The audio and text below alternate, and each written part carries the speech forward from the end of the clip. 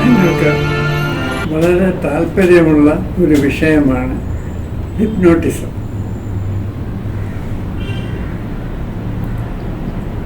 പക്ഷേ സൈക്കോളജിയും സൈക്യാട്രിയും പഠിപ്പിക്കുന്ന സ്ഥലങ്ങളിലൊന്നും ഹിപ്നോട്ടിസത്തിന് വലിയ പ്രാധാന്യം കൽപ്പിക്കപ്പെടുന്നില്ല. മനഃശാസ്ത്ര രംഗത്ത് പ്രവർത്തിക്കുന്ന ആളുകൾ ഹിപ്നോസിസ് ഉപയോഗിക്കാറേയില്ല. പക്ഷേ ഹിപ്നോട്ടിസ്റ്റ് എന്ന് പറഞ്ഞ് ധാരാളം പേർ പ്രാക്ടീസ് ചെയ്യുന്നുണ്ട്. ഇവരൊന്നും മനഃശാസ്ത്രം പഠിച്ചവരല്ല.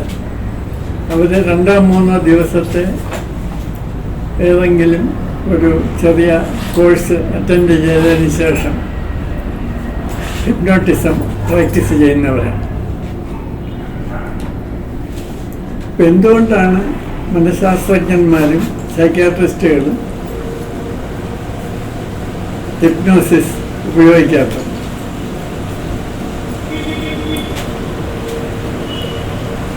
എന്താണ് ഹിപ്നോസിസ്?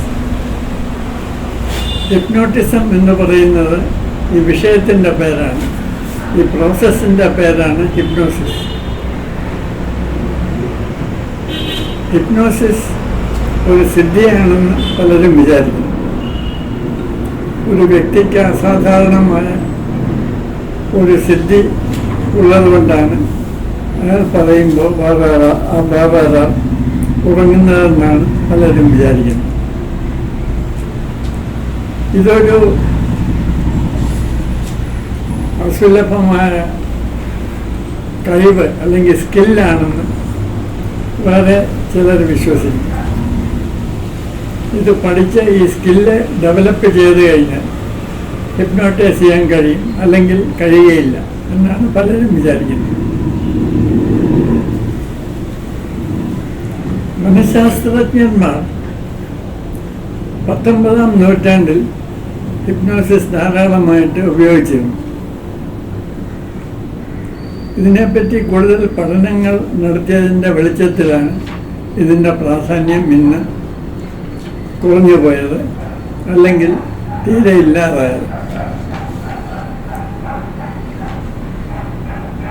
ഹിപ്നോസിസിൽ യഥാർത്ഥത്തിൽ നടക്കുന്നത് സംസൂചനം അല്ലെങ്കിൽ സജഷൻ എന്ന പ്രക്രിയയാണ്. അതായത് നമ്മൾ ഒരു കാര്യം സജസ്റ്റ് ചെയ്യുന്നു, നിങ്ങൾ ഉറങ്ങുകയാണ് എന്ന് സജസ്റ്റ് ചെയ്യുന്നു. അപ്പോൾ ഇതിന് വിധേയനാകുന്ന വ്യക്തി ആ സംസൂചനം സ്വീകരിക്കുകയാണെങ്കിൽ അയാൾ ഉറങ്ങുന്നു. ഹിപ്നോട്ടൈസബിലിറ്റി എന്ന് ഒന്നുണ്ട്. അതായത് എത്ര പെട്ടെന്ന് ഒരാളെ ഹിപ്നോട്ടൈസ് ചെയ്യാം അല്ലെങ്കിൽ ഉറക്കാം എന്നുള്ളതിൻ്റെ അളവ് പോലാണ് ഹിപ്നോട്ടൈസബിലിറ്റി.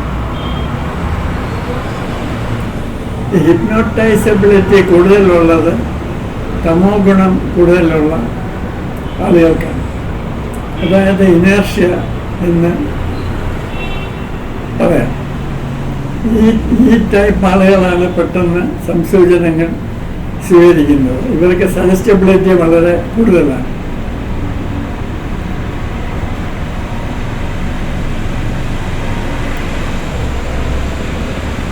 സ്റ്റെബിലിറ്റി കൂടുതൽ ഉള്ളവർ, അതായത് കൂടുതൽ മനോബലവും സ്ഥിരതയും ഉള്ളവർ വേണമെന്ന് വെച്ചാൽ അവർക്ക് ഉറങ്ങാൻ കഴിയും. പക്ഷെ അവരുടെ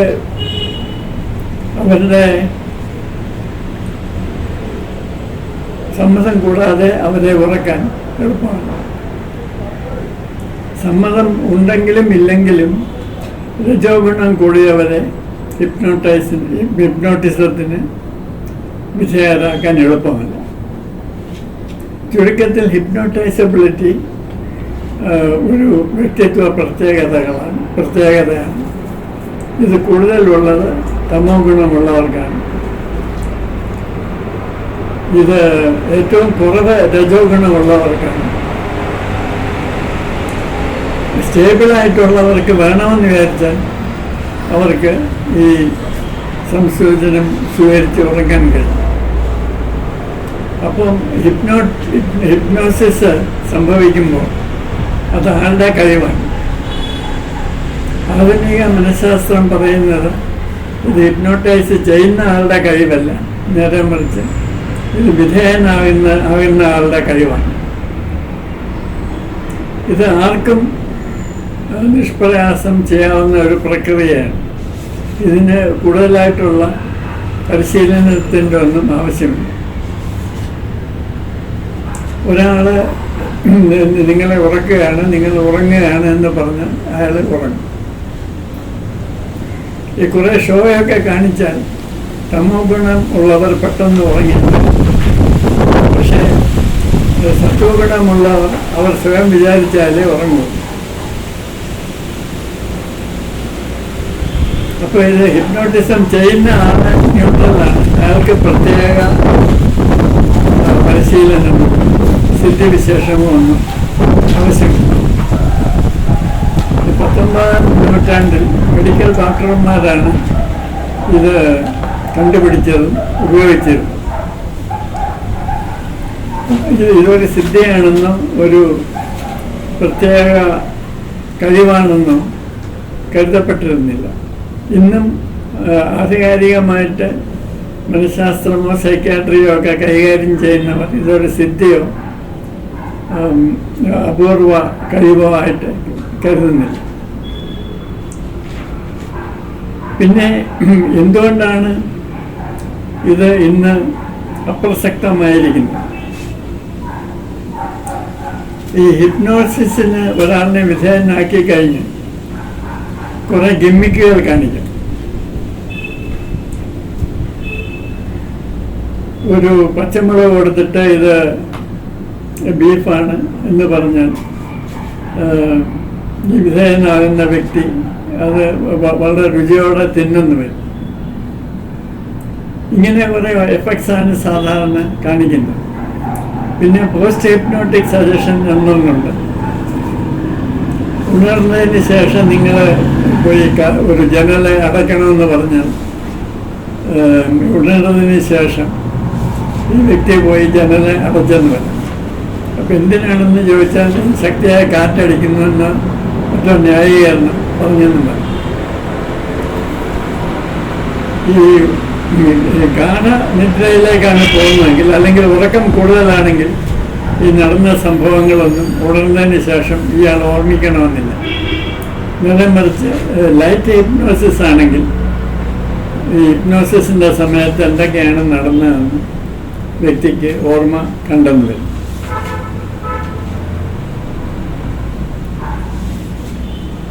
ഹിപ്നോസിസ് ഇന്ന് അപ്രസക്തമാകാൻ പ്രധാന കാരണം ഹിപ്നോസിസ് കൊണ്ട് സാധാരണഗതിയിൽ സിദ്ധിക്കുന്ന എല്ലാ കാര്യങ്ങളും ഹിപ്നോസിസ് കൂടാതെ സാധിക്കുന്നു എന്നതാണ്. അതായത് ഒരാളെ ഒരു ബാധോപദ്രവം എന്ന് പറഞ്ഞു വരുന്നു. യഥാർത്ഥത്തിൽ ഇതൊരു ഡിഫൻസ് ആയിരിക്കാം. അയാളുടെ വൈകാരികമായിട്ടുള്ള പ്രശ്നങ്ങൾ കൊണ്ടായിരിക്കാം ഇയാൾക്ക് ഈ ഹിസ്റ്ററിക്കായിട്ടുള്ള ഈ ഒരു എസ്കേപ്പിസ്റ്റ് ഡിവൈസ് ഉണ്ടാകുന്നത്. അത് മറ്റുള്ളവരെ നിയന്ത്രിക്കാനോ ഈ ശ്രദ്ധ പിടിച്ചു പറ്റാനും ഒക്കെ ആയിരിക്കാം ഈ ബാധ എന്നുള്ള ഒരു ഡിവൈസ് വ്യക്തി ഉപയോഗിക്കുന്നത്. ഹിപ്നോട്ടൈസ് ചെയ്ത് ഇതിൻ്റെ കാരണം കണ്ടുപിടിക്കുന്നതിനേക്കാൾ വളരെ പെട്ടെന്ന് ഒരു പ്രീ അസോസിയേഷനിൽ കൂടെ കാരണം കണ്ടുപിടിക്കാൻ സാധിക്കും. അതായത് ഹിപ്നോസിസിൽ വ്യക്തി പകുതി ഉറക്കത്തിലാണ്. അപ്പോൾ ഇയാളുടെ റിയാക്ഷൻസൊക്കെ വളരെ സ്ലോ ആയിരിക്കും. നേരെ മറിച്ച് സാധാരണ ഒരു കൗൺസിലിങ്ങിൽ ഒരു വ്യക്തി വന്നു കഴിഞ്ഞാൽ അത് റിലാക്സ് ചെയ്യും. ഹിപ്നോസിസിലും ആദ്യം ഒരു റിലാക്സേഷനുണ്ട്. പക്ഷേ കൗൺസിലിങ്ങിൽ ഉറക്കാറില്ല. നേരെ മറിച്ച് മനസ്സിൽ വരുന്ന കാര്യങ്ങൾ പറഞ്ഞുകൊണ്ടിരിക്കാൻ ആവശ്യപ്പെടും. അത്രയേ ഉള്ളൂ. ഹിപ്നോസിസിൽ ഉറക്കിയിട്ടാണ് ഇത് ചെയ്യുന്നത് എന്നുള്ള വ്യത്യാസമേ ഉള്ളൂ. ഈ ഉറങ്ങിയിരിക്കുന്ന ഒരാളേക്കാൾ ഉറങ്ങാത്ത ഒരാൾക്കാണ് കൂടുതൽ വ്യക്തതയോടുകൂടി കാര്യങ്ങൾ ഡിസ്കസ് ചെയ്യാൻ കഴിയുന്നത്. പിന്നെ സാധാരണ കൗൺസിലിങ്ങിൽ വ്യക്തിക്ക് കൂടുതൽ ഉൾക്കാഴ്ച പെട്ടെന്ന് കിട്ടും. എൻ്റെ പ്രശ്നം എന്തുകൊണ്ടുണ്ടായി, അതിൻ്റെ ഡൈനാമിക്സ് എന്താണ് എന്നുള്ളത് പെട്ടെന്ന് മനസ്സിലാക്കാൻ സാധാരണ കൗൺസിലിങ്ങിനാണ് സാധ്യത കൂടുതൽ. നേരെ മറിച്ച് പകുതി ഉറക്കത്തിലുള്ള ഒരാൾക്ക് ഇതേ ഇൻസൈറ്റ് കിട്ടാൻ കൂടുതൽ പ്രയാസമാണ്. ഇന്ന് തന്നെയല്ല, ഈ എന്തെങ്കിലും ഇൻസൈറ്റ് കിട്ടിയാൽ തന്നെ ഉണർന്നു കഴിയുമ്പോൾ അത് കണ്ടില്ലെന്നും വരും.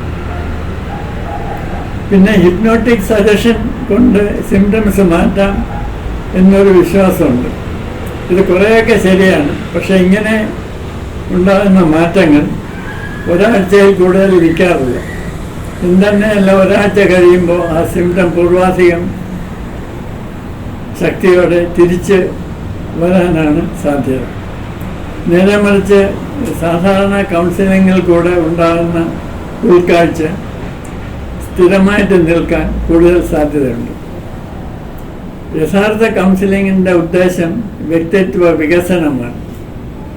വ്യക്തിയെ കൂടുതൽ സെൽഫ് റിലയൻ്റ് ആക്കുകയാണ് കൗൺസിലിങ്ങിൻ്റെ ഉദ്ദേശം.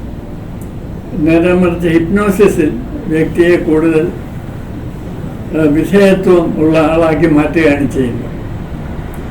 എല്ലാ പ്രൊസീഡിയറിനും അതിൻ്റേതായിട്ടുള്ള സൈഡ് ഇഫക്റ്റ് ഉണ്ട്, ആഫ്റ്റർ ഇഫക്റ്റ് ഉണ്ട്. ഹിപ്നോസിസിൽ വ്യക്തിയുടെ ഡിസോസിയേഷൻ നമ്മൾ കൂട്ടുകയാണ്.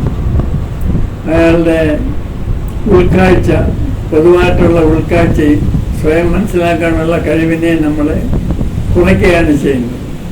നേരെ മറിച്ച് സാധാരണ കൗൺസിലിങ്ങിൽ വ്യക്തിയുടെ സ്വാശ്രയ ശേഷി നമ്മൾ വർദ്ധിപ്പിക്കുകയാണ് ചെയ്യുന്നത്. ഈ പതിവായിട്ട് ഹിപ്നോസിസിന് വിധേയനാകുന്ന വ്യക്തിയുടെ വ്യക്തിത്വ കെട്ടുറപ്പ് കുറഞ്ഞു വരുന്നു എന്നാണ് പരീക്ഷണങ്ങൾ തെളിയിക്കുന്നത്. അയാൾ മിക്കവാറും ഒരു പകുതി ഉറക്കം പോലെയുള്ള ഒരു സ്റ്റേറ്റിലായിരിക്കും. നേരെ മറിച്ച് സാധാരണ കൗൺസിലിങ്ങിൽ കൂടെ പ്രശ്നങ്ങൾ പരിഹരിക്കുന്ന വ്യക്തിക്ക് കൂടുതൽ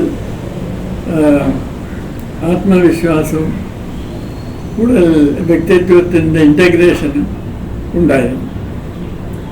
ചുരുക്കത്തിൽ ഹിപ്നോസിസ് കൊണ്ടും സാധാരണ കൗൺസിലിങ്ങിന് കൊണ്ടും ചില മാറ്റങ്ങൾ ഉണ്ടായെന്ന് വരാം. പക്ഷേ വ്യക്തിത്വത്തിൽ സ്ഥിരമായ ഇമ്പ്രൂവ്മെൻ്റ് കൗൺസിലിങ്ങിലാണ് ഉണ്ടാകുന്നത്. ഉണ്ടാകുന്ന ഉൾക്കാഴ്ച സ്ഥിരമായി നിൽക്കാനുള്ള സാധ്യതയും സാധാരണ കൗൺസിലിങ്ങിലാണ് കൂടുതൽ. ചുരുക്കത്തിൽ ഗുണം കൂടുതലും സൈഡ് ഇഫക്റ്റുകൾ കുറഞ്ഞതും സാധാരണ കൗൺസിലിങ്ങിലാണ്. ഹിപ്നോസിസിന് ഒരു ഗിമ്മിക്ക് വാല്യൂവേ ഉള്ളൂ. അതുകൊണ്ട് ഉണ്ടാകുന്ന പ്രയോജനങ്ങൾ കൂടിയ അളവിൽ സാധാരണ കൗൺസിലിങ്ങിനാണ് ഉണ്ടാകുന്നത്. അതിന് സൈഡ് ഇഫക്റ്റ് കുറവാണ്. ഈ ഉണ്ടാകുന്ന ഉൾക്കാഴ്ചയ്ക്ക് കൂടുതൽ നിലനിൽപ്പ് ഉണ്ടാകുന്നത് സാധാരണ കൗൺസിലിങ്ങിലാണ്. അതുകൊണ്ടാണ് ഇന്ന് മനഃശാസ്ത്രമോ സൈക്യാട്രിയോ ഒക്കെ കൂടുതലായിട്ട് പഠിച്ചവർ ഹിപ്നോസിസ് ഉപയോഗിക്കാറ്.